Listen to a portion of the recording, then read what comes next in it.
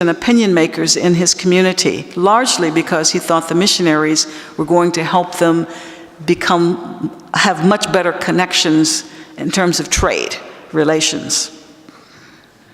And while converts were met with hostility by many, they were not totally rejected and driven from their homes.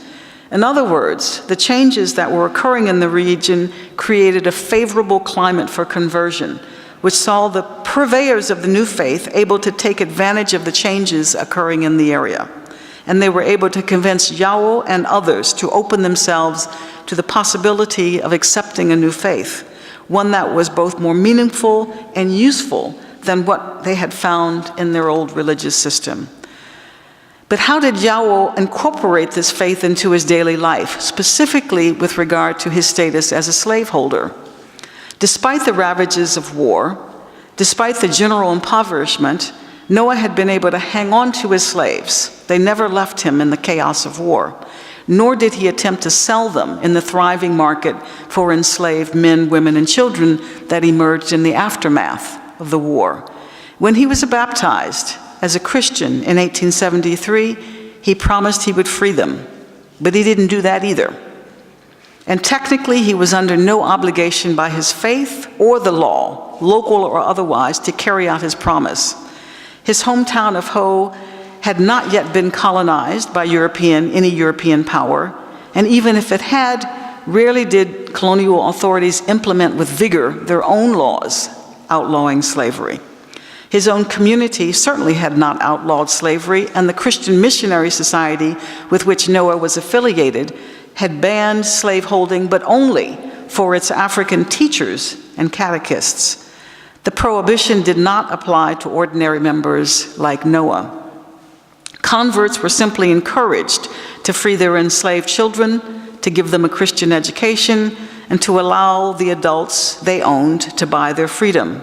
The scriptural rationale for this, as outlined by the head of the Bremen Mission, Michael Zahn, was that the commandment, "Thou shalt not keep any slaves," does not exist. That commandment does not exist. But Zahn's views were influenced also by practical considerations.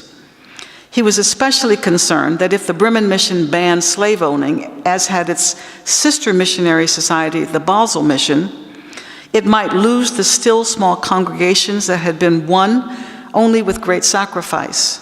For Zahn, living a faithful life had to be carried out in relation to practical realities.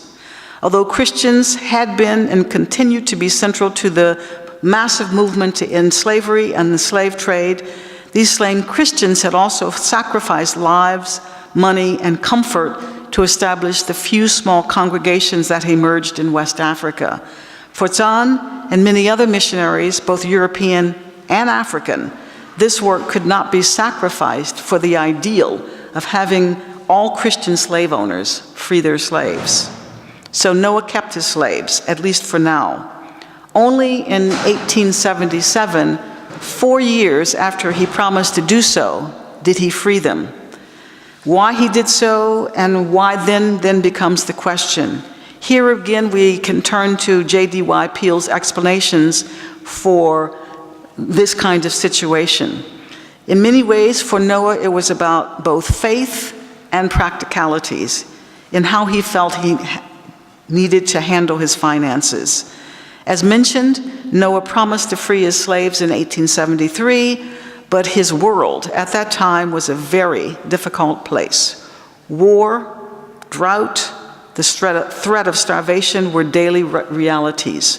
Crop yields were very unpredictable. Obtaining extra income by trading was severely limited by continuing unrest that racked the region. If Noah had freed his slaves upon his conversion to Christianity, he would have deprived himself of the labor that was so essential to the production of his household subsistence. It simply made no economic sense. Instead, he kept his slaves and worked relentlessly to recover the many outstanding loans he had issued to others before the war. Traveling far and wide to locate the debtors, he suffered many indignities and setbacks, in part because he refused to engage in the practices he felt were now unacceptable for a Christian. He could no longer, in conscience, for example, engage in the kidnapping of debtors' relatives to sell them to recover the loan. This was still a very common practice at the time, but he refused to engage in it. Still, he persevered in recovering his loans and finding the means to pay off his own debts. He persevered, however, not just because of his faith in God, but also knowing that he maintained steadfast, that if he maintained his religion, the mission would help him economically if he was in distress. The Bremen mission had done it for others, and Noah knew that. Noah had faith that they would do it for him too, if he had demonstrated his allegiance to his new religion.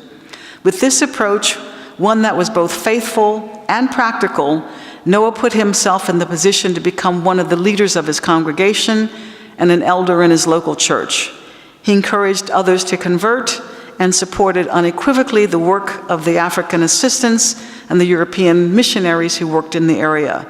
So when Noah did find himself in great financial difficulty, when he found himself taken advantage of by his own creditors, he turned to the mission. Only after recovering many of his loans, only after receiving the support of the Bremen mission when he was threatened by his own creditors, and only after he recovered enough of his financial standing to build a quite large house with the kinds of amenities associated only with European homes, did Noah in 1877, 4 years after he promised to do so, free his slaves. Noah embraced Christianity fully. When he was told by the Africans who worked for the Bremen mission, many of whom were former slaves themselves, that the mission preferred even if he didn't require him to free his slaves, he agreed to do so. In other words, the people who were directly working with him in his new religion were Africans who converted to Christianity. Most of them were freed slaves themselves. So they encouraged him, even though the missionary society didn't require it. They encouraged him to free his slaves. And he did do so, but only after successfully recouping the loans he had made before the war. Once this was accomplished, he gave his slaves their freedom. He didn't have to do it. Christianity, as interpreted by the Bremen mission, did not absolutely demand it of him, yet he did it anyway. Such was the seriousness and the practicality with which he approached his new religion. By exploring this one man's faith journey, we see embodied in his life the tensions that so many others have faced when forced to reconcile their religious beliefs and ethical concerns with the everyday practicalities of life. These tensions were especially acute for Christian slaveholders, and most sought to retain their slaves, and most did. Noah followed a different path, one that we rarely hear about in the histories of slavery and religious change in Africa. Thank you.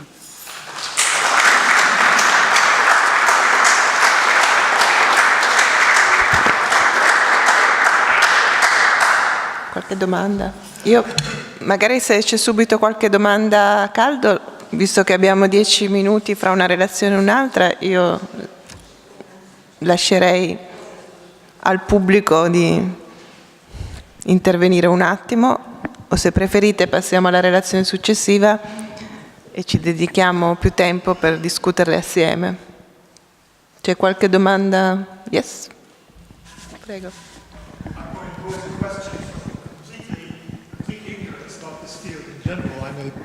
I'm a Coptologist, which means that I mainly work in late antiquity, and so I'm both impressed by and very jealous of the quantity of information that you have. I have actually two questions. One, what are the sources that you're drawing on? It's impressive how much detailed information you have. I'm just curious about what the kind of documentation is. And second is, does the documentation provide information about the experience of the freed slaves? Does one know did they become Christians while they were still slaves, or did they become converted afterwards? I imagine they're less well documented than the wealthy person. Yeah. In terms of the sources, the vast majority of it comes from these German missionary accounts. They had moved into the area long before either the Germans, who eventually colonized this area, or the British, who also were interested in this area, moved into the area. There is actually very little beyond the German missionary sources for this particular period. There are some oral traditions, particularly about the war and the impact on the war and how people attempted to survive. And many of these also were recorded by German missionaries, but you can also collect some in more recent times as well. So those are the sources. And your second question involved? The experience of the slaves themselves. Yeah, the experience of the slaves. You do have a few portraits that are available of individuals, and for the most part, those who were enslaved some of them were purchased by the mission to begin to start their early congregations. They were purchased often as children, raised by the mission to become teachers and catechists and to help with the church. Others came to them who were primarily already enslaved and who were looking for perhaps a different community in which to feel recognized. I've done a number of biographical portraits of individuals, and one of the keys, and this was true not only in this area of Ghana, but throughout West Africa, is that the first converts were almost always, in West Africa, were almost always slaves or former slaves. Again, they responded very well to church teachings that you're neither a slave nor free in the eyes of God. And that everyone is enslaved if they are participating in sinful acts. So they completely took the notion of slavery and attached it to the notion of sinful life as opposed to your actual status. And this was very appealing. Very often, when missionaries moved into a community, they were welcomed because they had connections with the coast where there were trade opportunities, but very few people, free people, were really interested, and elites were interested in converting to Christianity. They were interested in their business connections, and that's all, you know. So when colonialism comes in, and certain groups start demanding that these communities send children to the schools, they often sent the children of their slaves because they were not prepared to send the free, wealthy individuals, and not prepared to send their own children.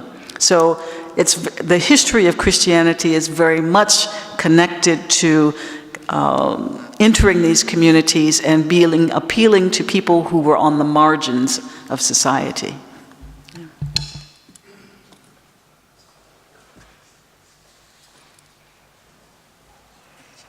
John Packer, Tracy Pierluigi first, and then you. Sandra, I have a question. I might have missed the point in your presentation, but did he set all his slaves free, or he set slaves free? I mean, this is the first question. And is it possible from your sources to understand, to have some clue on the specific form of subjection those people were subject to? Prisoners of war, Poles, children of slaves, or that sort of people the Dutch and the Danish termed rather as servants. Yeah. You know, as you know, there are very gradations. Yes. And there are strong implications behind. Yeah. So thank you. So in terms of Noah and who did he actually free, he freed all of them.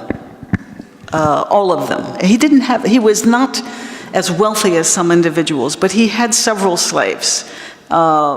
two or three of them he actually purchased in the markets. Okay. A couple of other ones were debt slaves. In other words, he had lent money to someone, and as collateral, they had given perhaps a child or a person to him to pay off whose work would pay off the interest to that debt. In this instance, he freed all of them. He not only freed, and I focused on slavery, he not only freed all his slaves, took him a while, because he wanted to establish some kind of financial stability. He was also married to 3 women, one of whom was a slave. He divorced all of them, but retained one woman, and this was, of course, the woman who was a slave, because she didn't have anywhere to go. She had been ripped out of her community. And the only reason why he was willing to retain her as a wife was if she converted to Christianity. So yes, he freed all his slaves, and they were a variety. Some were actually purchased. He didn't get them in war. Some were purchased, some were debts.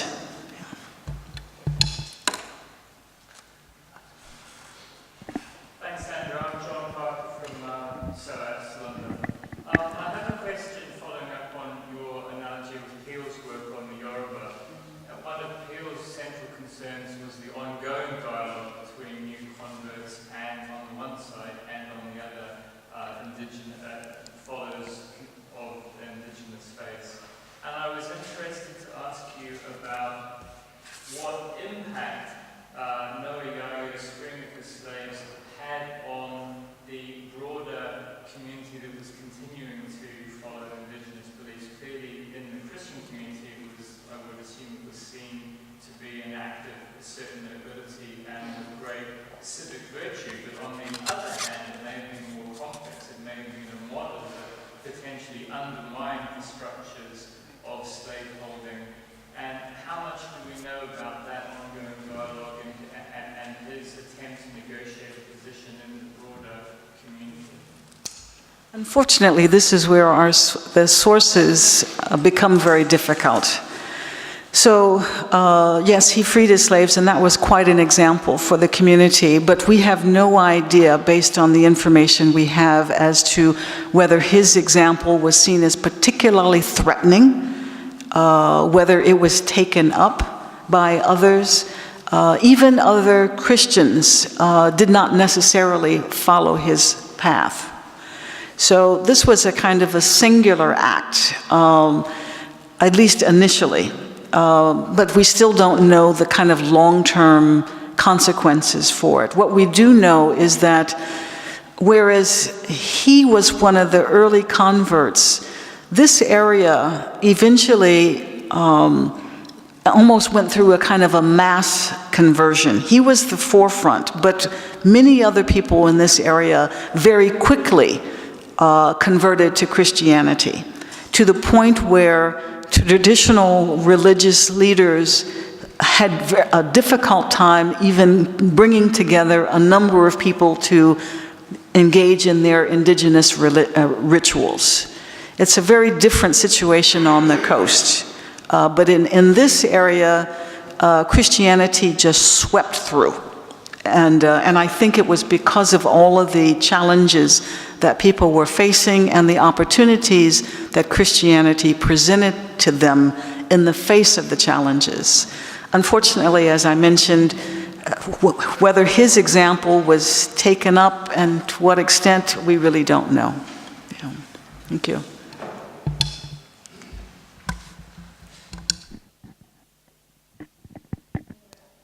Procediamo e do la parola al professor Cipollone. Prego, Giulio. Grazie Alice. Vorrei dire subito che mi sento onorato per stare qui, invitato dai nostri amici professori, Magalli, Micelli, naturalmente Valsecchi.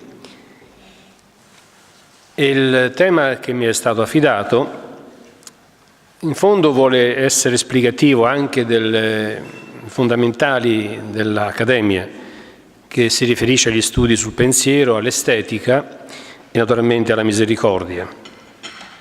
Il tema del secondo dies academicus della classis africana, persona, trascendenza e poteri in Africa, è significativo per l'indagine storica e al tempo stesso è suggestivo per la storia delle attuali relazioni tra i due mondi, occidentale e islamico.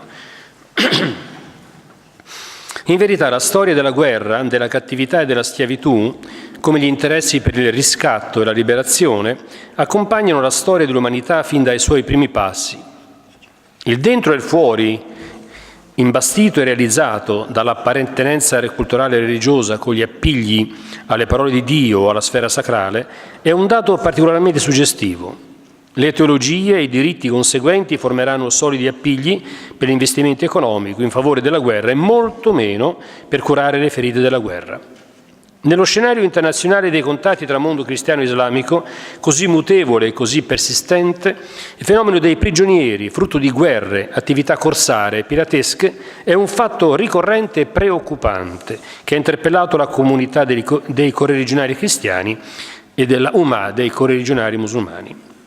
Lungo la storia si registrano tempi e luoghi che hanno prodotto un humus particolarmente fertile per la cattività e la schiavitù, come il tempo delle crociate jihad e i secoli XVI-XVIII.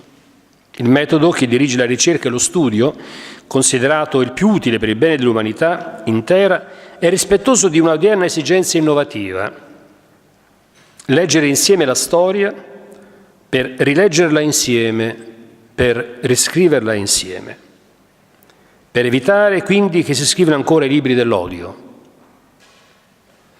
Questa esigenza interpella l'onestà intellettuale dello storico che ascolta anche l'altra campana e si documenta sulle fonti dell'altro. La nostra lettura dipende dalla lettura di circa 40.000 lettere di papi e di altre fonti cancelleresche e notarili, insieme alle fonti di provenienza islamica. Finalmente il tema che mi è stato affidato richiede prospettiva sinottica e in qualche modo speculare, per trattare la mutua storia di catene e di redenzione tra cristiani e musulmani